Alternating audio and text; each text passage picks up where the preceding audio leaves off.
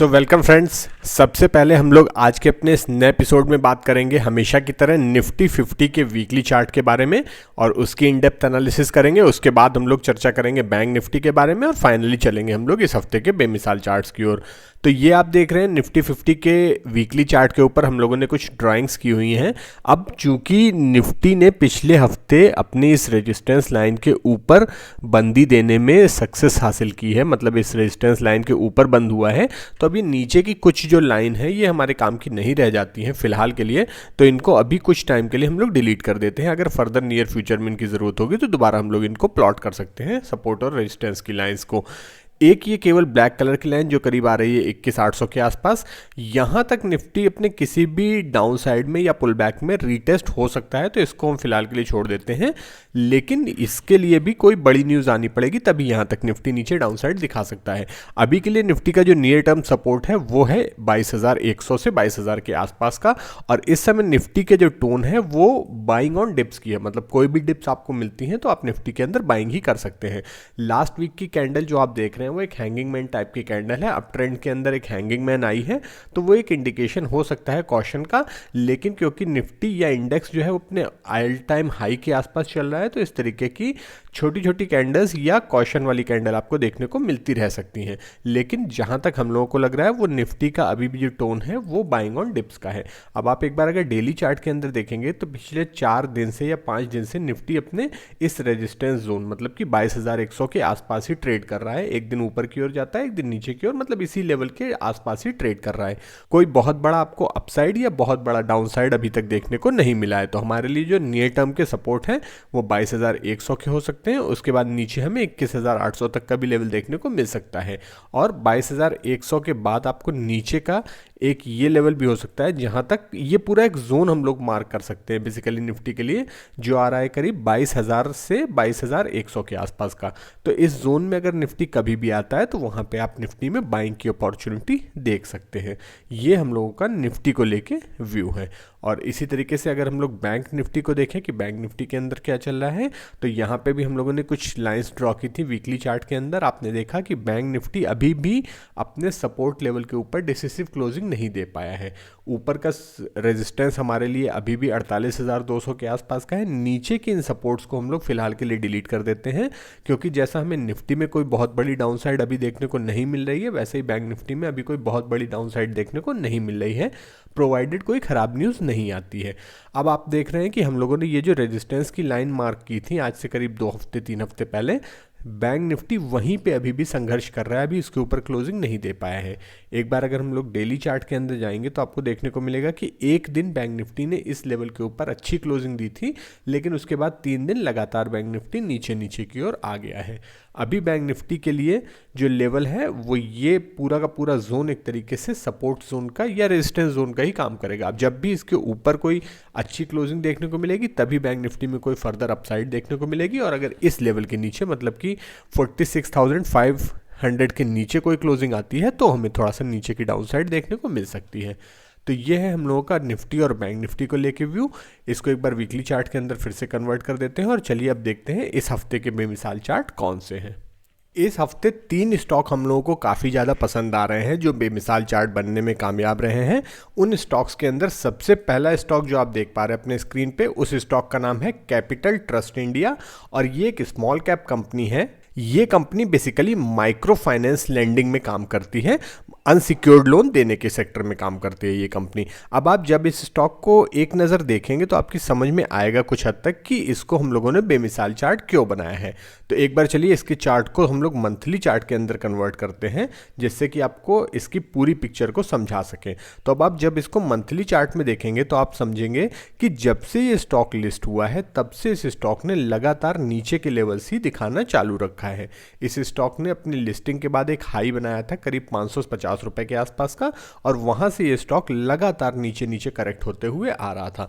लेकिन अभी पिछले कुछ साल से हम लोगों को देखने को आ रहा है कि इस स्टॉक ने अब फर्दर लोज बनाना बंद कर दिए। ये देखिए, ये एक लेवल है जो मैं मार्क करके दिखा देता हूं आप लोगों को।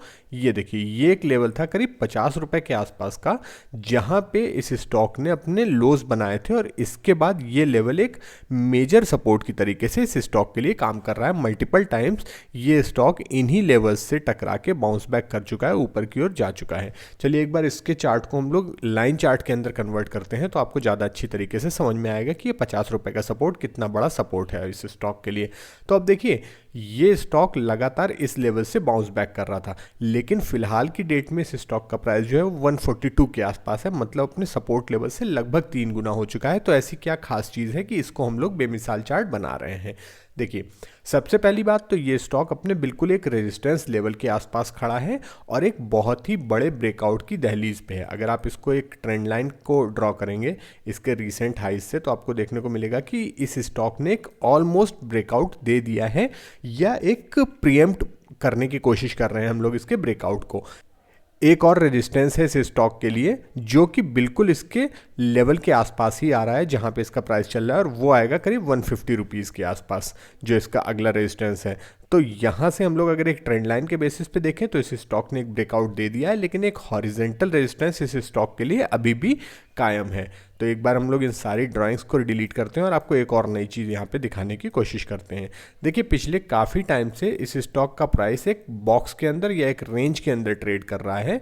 अगर हम लोग इसकी रेंज को मार्क करना चाहें तो आपको समझ में आएगा कि ये एक स्टॉक के लिए एक मेजर रेंज थी जिसके अंदर इसका प्राइस पिछले करीब 4 या 5 साल से फंसा हुआ है। आपने देखा होगा कि इस तरीके के कुछ स्टॉक हम लोग अपने इस चैनल के ऊपर पहले भी डिस्कस कर चुके हैं, जिनमें से एक स्टॉक का नाम था GIPCL। ये देखिए GIPCL का चार्ट हम लोगों को यहाँ पे दिखा रहे हैं। इस स्टॉक के अंदर भी आपने देखा था कि इस स्टॉक का प्राइस भी एक रेंज के अंदर फंसा हुआ था, और उसके बाद जब हम लोगों ने इसको अपना बेमिसाल चार्ट बनाया तो कैसे इसने शार्प अप मूव ऊपर की ओर दिखाया था। तो चलिए हम लोग आ जाते हैं वापस अपने इस हफ्ते के बेमिसाल चार्ट के ऊपर जिसका नाम है कैपिटल ट्रस्ट इंडिया। वहाँ पर आपको हम लोग समझाने की कोशिश करते हैं कि क्या सिमिलरिटी है इस स्टॉक के अंदर और GIPCL के चार्ट के अंदर। तो यहाँ पर आप देख रहे हैं कि इस स्टॉक का प्राइस एक बॉक्स के अंदर एक रेंज के अंदर पिछले करीब 4 या 5 साल से फंसा हुआ था, जिसका लोअर एंड था 50 रुपये और अपर एंड है करीब 150 रुपये के आसपास। तो अभी तक इस स्टॉक के प्राइस के अंदर एक बहुत डिसिसिव ब्रेकआउट नहीं हुआ है। अगर इस स्टॉक का प्राइस इस 150 रुपये के लेवल के ऊपर निकलता है तो आपको यहाँ पे मल्टीपल चीज़ों के ब्रेकआउट देखने को मिलेंगे। सबसे पहली चीज़, एक बड़े डाउनफॉल के बाद आपको एक डबल बॉटम का ब्रेकआउट देखने को मिलेगा। ये डबल बॉटम आप लोगों के लिए हम लोग मार्क करके दिखा देते हैं। ये देखिए एक बड़ा डाउनफॉल, उसके बाद एक ये बॉटम और एक ये दूसरा बॉटम। तो एक बड़े डाउनफॉल के बाद आपको एक डबल बॉटम का ब्रेकआउट देखने को मिलेगा, एक रेंज के कंसोलिडेशन का ब्रेकआउट देखने को मिलेगा, और साथ में एक वॉल्यूम का आप सर्ज यहाँ पे देख ही रहे हैं। तो ये बहुत सारी चीज़ें हैं जो मिलके इस स्टॉक को एक बेमिसाल चार्ट का कैंडिडेट बनाती हैं। और अगर आप बेमिसाल चार्ट काफ़ी टाइम से देखते आ रहे हैं तो आपके लिए इसके टारगेट्स निकालने में कोई परेशानी नहीं होगी, लेकिन अपने नियर व्यूअर्स के लिए हम लोग चलिए इसके टारगेट्स बता देते हैं नियर टर्म के। अगर इसका ब्रेकआउट होता है तो आपको इसको नियर टर्म में करीब 190 रुपये के टारगेट देखने को मिल सकते हैं। उसके बाद ये स्टॉक करीब 230 रुपये तक भी जाने की कोशिश कर सकता है, और उसके बाद इस स्टॉक में ऊपर की तरफ काफ़ी बड़े टारगेट्स भी आ सकते हैं। तो ये सारी एनालिसिस थी इस स्टॉक के लिए, जिसकी वजह से हम लोग इस स्टॉक को अपना बेमिसाल चार्ट बना रहे हैं। लेकिन ये हम लोग मंथली चार्ट देख रहे थे, अब आइए इसको एक बार हम लोग वीकली चार्ट के अंदर कन्वर्ट करते हैं। और जैसा कि हम लोगों ने आपको पहले बताया कि ये स्टॉक बिल्कुल अपने रेजिस्टेंस लेवल के आसपास है, जो 150 के आसपास का रेजिस्टेंस है। अगर ये स्टॉक इस 150 के रेजिस्टेंस के ऊपर निकलता है तो उस केस में आप इसमें एक लॉन्ग साइड की पोजीशन ले सकते हैं। लेकिन ध्यान रखिएगा ये केवल और केवल एजुकेशनल पर्पस का वीडियो है, ना कि कोई बाइंग सेलिंग की रिकमेंडेशन है। एक ये 160 रुपये का लेवल भी आपको एक छोटे से रेजिस्टेंस की तरीके से काम करता हुआ दिख सकता है। अगर आपको इसमें एंट्री लेनी है तो आप जानते हैं कि इसमें एंट्री का जो बेस्ट प्राइस होगा वो 150 के ब्रेकआउट के बाद, अगर ये फिर से रीटेस्ट करने के लिए 140-143 के आसपास आता है तो वो हो सकता है। और उस कंडीशन में आपको जो एक एसएल मेंटेन करना है वो करीब करीब 120 रुपये के आसपास का होगा। यहाँ पे आप देख सकते हैं कि वॉल्यूम्स का भी बहुत अच्छा सपोर्ट मिल रहा है इस स्टॉक के अंदर। तो ये सारी चीज़ें मिलके इस स्टॉक को एक बेमिसाल चार्ट का कैंडिडेट बना रही थी। अब आइए देखते हैं इस हफ्ते का दूसरा बेमिसाल चार्ट कौन सा है। इस हफ्ते का दूसरा बेमिसाल चार्ट है कैम्स या computer age management services limited company, और हमेशा की तरह आप देख रहे हैं इस स्टॉक का वीकली चार्ट। अगर आप लोग जानते हो तो कैम्प्स जो है वो एक रिसेंटली लिस्टेड कंपनी है, मतलब कि करीब 2 या 3 साल पहले की ही इसकी लिस्टिंग है, तो इसलिए आपको यहाँ पे स्क्रीन पे बहुत ज़्यादा डाटा देखने को नहीं मिलेगा। लेकिन इसके बावजूद हम लोग इस स्टॉक को अपना बेमिसाल चार्ट बना रहे हैं। उसके पीछे का रीज़न ये है कि इस स्टॉक के अंदर एक बहुत ही अच्छा और बहुत ही प्यारा पैटर्न, साफ सुथरा पैटर्न देखने को मिल रहा है, जिसको कहा जाता है राउंडिंग बॉटम पैटर्न। देखिए, अगर आपको राउंडिंग बॉटम सही तरीके से साफ सुथरा नज़र नहीं आ रहा है तो चलिए हम लोग उसको राउंडिंग बॉटम को मार्क करके दिखाते हैं आपके लिए। ये देखिए, ये रहा वो राउंडिंग बॉटम पैटर्न जिसके बारे में हम लोगों ने चर्चा की थी, और ये बन रहा है कैम्प्स के वीकली चार्ट के ऊपर। एक साफ सुथरा राउंडिंग बॉटम आपको देखने को मिल रहा है, और इस राउंडिंग बॉटम के साथ और भी कुछ खास चीज़ें जुड़ी हुई हैं जो यहाँ पे आपको हम लोग एक एक करके समझाते हैं। सबसे पहले आपने देखा कि राउंडिंग बॉटम के ब्रेकआउट के साथ साथ इसमें एक रेजिस्टेंस का भी ब्रेकआउट हो रहा है, और वो रेजिस्टेंस का लेवल था करीब करीब 3000 रुपये के आसपास, जिसका आपको ब्रेकआउट यहाँ पे देखने को मिल रहा है। एक बार चलिए राउंडिंग बॉटम वाली ड्राइंग्स को हम लोग डिलीट कर देते हैं और उसके बाद फिर आपको और सारी चीज़ें समझाने की कोशिश करते हैं। तो एक 3000 के लेवल का रेजिस्टेंस जो इस स्टॉक के लिए था, उसका भी ब्रेकआउट यहाँ पे आपको देखने को मिल रहा है। एक कैंडल जो देखने को मिल रही है, ये भी एक सुपर कैंडल है, साथ में वॉल्यूम्स का भी सपोर्ट बहुत अच्छा है, और ये 3000 का लेवल जो है ये बहुत बड़ा मेजर रेजिस्टेंस था जहां पे स्टॉक पहले सपोर्ट भी ले चुका है। तो ये सारी चीज़ें मिलके इस स्टॉक को एक बेमिसाल चार्ट का कैंडिडेट बनाती हैं, जिसने क्लियर कट ब्रेकआउट दिया है। और यही वजह है कि इस स्टॉक का कम डाटा होने के बावजूद भी इसको हम लोग बेमिसाल चार्ट बना रहे हैं। अब इसके ऊपर साइड के टारगेट्स देखने के लिए हमें जो पहला टारगेट देखने को मिल सकता है वो हो सकता है करीब करीब 3400 रुपये के आसपास। इस स्टॉक का प्राइस अभी चल रहा है 3100 के आसपास। जो हमें पहला टारगेट देखने को मिल सकता है वो यहाँ से करीब 10% ऊपर, मतलब 3400 रुपये का हो सकता है। उसके बाद ये स्टॉक करीब करीब 3700 रुपये तक भी जाने की कोशिश कर सकता है, 3750 तक, और फाइनली इसके लाइफ टाइम हाइज जो कि 4000 रुपये है वहाँ तक भी ये स्टॉक पहुँचने की कोशिश करेगा। इस स्टॉक का एंट्री का जो बेस्ट लेवल है वो करीब 3000 रुपये के आसपास हो सकता है। अगर ये कभी कूल डाउन होते हुए अपने इस ब्रेकआउट लेवल के आसपास आता है तो वहाँ एंट्री ले सकते हैं, और इसके लिए जो बेस्ट एसएल बनेगा वो करीब 2700 रुपये या 2650 रुपये का एक एसएल हो सकता है। लेकिन ध्यान रखिएगा कि ये केवल और केवल एजुकेशनल पर्पज़ का कंटेंट है, ना कि कोई बाइंग सेलिंग की रिकमेंडेशन है। तो ये था हमारा इस हफ्ते का दूसरा बेमिसाल चार्ट। अब आइए चलते हैं और देखते हैं जल्दी से कि इस हफ्ते का तीसरा और आखिरी बेमिसाल चार्ट कौन सा है। इस हफ्ते का हमारा लास्ट बेमिसाल चार्ट है बीएफ यूटिलिटीज़, और हमेशा की तरह आप देख रहे हैं इस स्टॉक का वीकली चार्ट। लेकिन इसके अंदर सारी चीज़ें आपको समझाने के लिए एक बार फिर से हम लोग इसके चार्ट को मंथली चार्ट के अंदर कन्वर्ट करेंगे, और आपको यहाँ पे समझाने की कोशिश करेंगे कि इसको हम लोग बेमिसाल चार्ट क्यों बना रहे हैं। तो जैसा कि आपने हम लोगों के इस बार के पहले बेमिसाल चार्ट के अंदर देखा कैपिटल ट्रस्ट के अंदर कि उस स्टॉक का प्राइस एक रेंज के अंदर फंसा हुआ था, बिल्कुल वैसा ही आपको यहाँ पे बीएफ यूटिलिटीज़ के चार्ट के अंदर देखने को मिल रहा है। और यहाँ पे एक बहुत बड़ी रेंज आपको देखने को मिलेगी, पिछले कई सालों की रेंज, जिसके अंदर इस स्टॉक का प्राइस फंसा हुआ था। ये देखिए, पिछले कई सालों से इस स्टॉक का प्राइस इस एक नैरो रेंज के अंदर कंसोलिडेट कर रहा था, जो ऊपर की ओर आ रही है करीब 850 रुपये और नीचे की ओर आ रही है करीब 150 रुपये, मतलब 700 रुपये की एक रेंज थी जिसके अंदर इस स्टॉक का प्राइस पिछले करीब 12-13 साल से ट्रेड कर रहा था। यहाँ पे आपने देखा कि सन 2011 में इस स्टॉक का प्राइस ऊपर से करेक्ट होते हुए इस रेंज के अंदर आया और यहीं पे ट्रैप होके रह गया। और ये पहला ऐसा मौका है करीब 12 या 13 साल के बाद जब इस स्टॉक ने इस रेंज का ब्रेकआउट देके ऊपर सस्टेन करने की कोशिश की है। हालांकि ये ब्रेकआउट अभी सफल होगा या नहीं होगा ये इस पे निर्धारित होगा कि क्या इसकी क्लोजिंग मंथली बेसिस पे इस लेवल के ऊपर होती है या नहीं।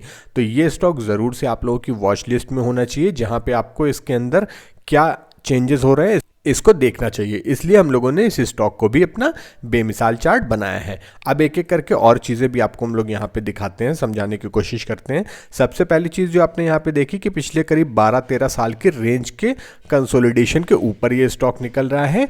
वॉल्यूम्स का भी काफ़ी अच्छा आपको सपोर्ट देखने को मिल रहा है। एक बार मंथली चार्ट के अंदर ही हम लोग टारगेट्स मार्क कर लेते हैं। अगर ये स्टॉक मंथली बेसिस पे इस लेवल के ऊपर क्लोज करता है तो हमें जल्दी ही 1100 रुपये तक के टारगेट्स देखने को मिल सकते हैं, और उसके बाद करीब 1300 रुपये तक की भी टारगेट्स देखने को मिल सकते हैं इस स्टॉक के अंदर।